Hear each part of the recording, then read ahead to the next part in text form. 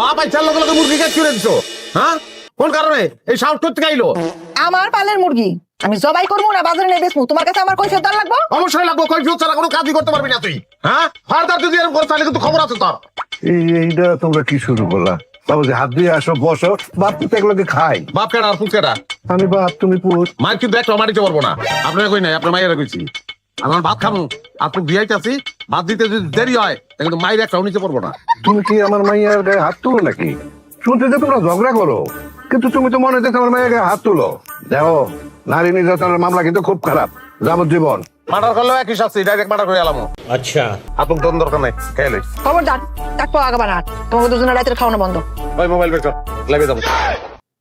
Hello guys, এই যে আমি এত রাইতে বাইরে থেকে আইছি, বহুত পরিশ্রম করে, কিন্তু এইদিকে দেখেন আমার বউ আর আমার শ্বশুর এই বাপ বেটি বুঝলা খাইতেছে ইচ্ছা মতন। আমার একটা মুরগি ছিল, আমার অনেক শখের মুরগি, 3.5 কেজি ওজনের বসে এই মুরগিটা।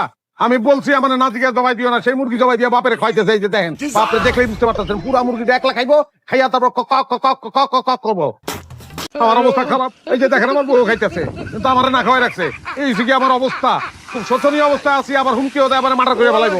ভাইয়া আমাকে সাক্ষী মানেন, আমি সাক্ষী আছি। পারলাম না গাইস, খাওয়ার মাঝখানে লাইভে আসতে বাধ্য হইলাম।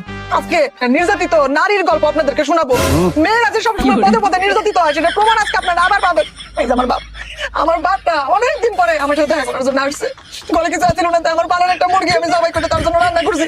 সেই জন্য আমার জামাই আয়শা আমার বাপরে আর আমারে যা খুশি তাই কইতেছে। ওই শ্বশুর আইছে, আর লেগে একটা মুরগি রাঁধছি, খুশি হইবো তা না আরো গালাগালাজ করতেছে। ভাবি আমার সাক্ষী মানেন, খালি মুখে ঠ্যাং দিয়ে রাখতে করে খাওন দিলে হইবে। আমার বাপের অপরাধ কি জানেন?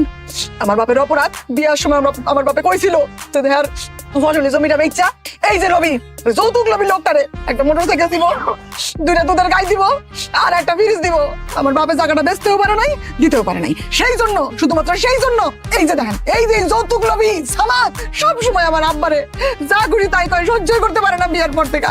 গাইজ, আপনারা যদি ন্যায়ের পক্ষে থাকেন তাহলে এই যৌতুক লোভী সামাদের বিরুদ্ধে আওয়াজ তোলেন, যৌতুকের বিরুদ্ধে আওয়াজ তোলেন।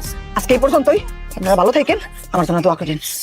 কি হলো, খাও না কে? তাড়াতাড়ি খাও, মেলা অর্ডার আছে, সারা রাত এগুলো সেলাই করে আমার শেষ করানো লাগবে। গাইজ, এতক্ষণ অনেক কথাই শুনলেন, সবই মিছা কথা। আমার অবস্থাটা বুঝতে পারতেছেন? দুইজন কিন্তু খাইতেছেই, এদিকে আমি কইলাম না খাওয়া, পেটে গামছা বাঁধা রাখছি। খিদার কষ্টে জানটা বাইরে যেতেছে, খিদার কষ্টে আমি আমার জান বাইরেতে দিব না।